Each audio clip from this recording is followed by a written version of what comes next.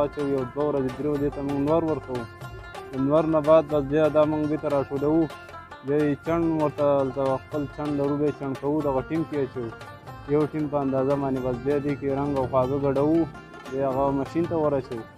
ماشین ته یو څه اوبه ورچوو بس د هغې په ګیس ذریعه باندې ورته اور بلي دا یو 20 منټه د هغې د ماشین کې تاویږي بیا د هغې نه بعد بس دا خپل یو ډس کوي او کس ته ولاړي د هغې په ذریعه باندې بیا دا پولې کېږي دا هلته ماشومانان هم زیات استعمالوي د ماشومانانو دپاره هم دی نور څه دی بس څه خلک یې ودونو جوړو ته د ماشومانانو په دغه کې کېدلو کې یا سنت پیري چې هغې کې هم استعمالوي